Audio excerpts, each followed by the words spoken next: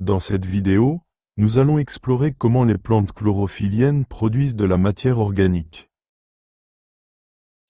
Nous débuterons par une simulation 3D illustrant une expérience permettant de comprendre les conditions nécessaires à cette production.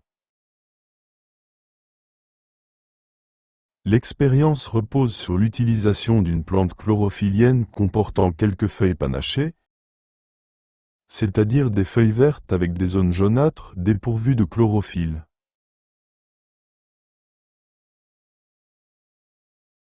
La plante est exposée à la lumière pendant 12 heures dans des conditions spécifiques.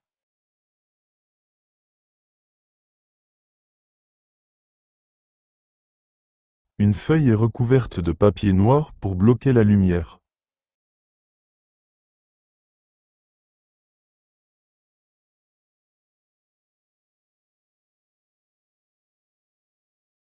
Une autre feuille est placée dans un sac contenant de l'air sans CO2.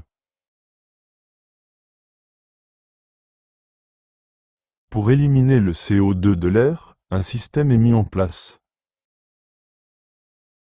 Une pompe à air aspire l'air à travers un tuyau, qui le dirige vers un flacon contenant une solution de potasse.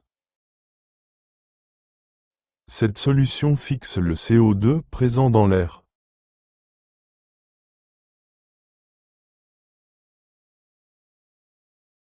Ensuite, l'air est conduit à travers une solution de chaux pour s'assurer de l'absence totale de CO2, vérifiée par l'absence de turbidité dans la solution.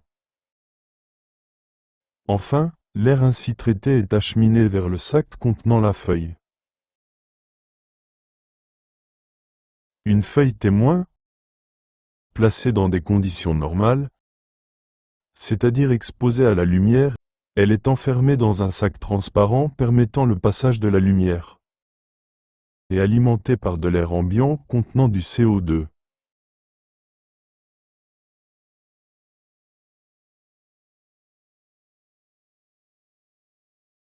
À la fin de l'expérience, les feuilles sont prélevées,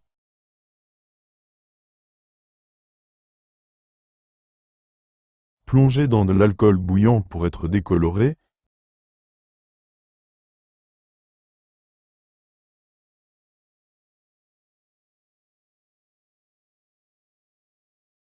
puis colorées à l'eau iodée, révélant ainsi la présence d'amidon, un indicateur de la production de matière organique.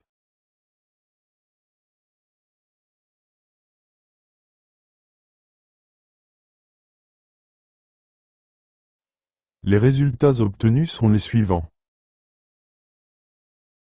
La feuille exposée normalement à la lumière est entièrement colorée en bleu-noir, ce qui prouve qu'elle a produit de l'amidon et donc de la matière organique. La feuille recouverte de papier noir ne change pas de couleur, indiquant que la lumière est indispensable à la production de matière organique. Les parties non vertes des feuilles panachées restent incolores, montrant que la chlorophylle est essentielle à ce processus. La feuille placée dans l'air sans CO2 demeure incolore, prouvant que le CO2 est nécessaire comme source de carbone. Ainsi, cette expérience met en évidence que la synthèse de matière organique par les plantes nécessite 3 éléments fondamentaux: la lumière, la chlorophylle et le dioxyde de carbone.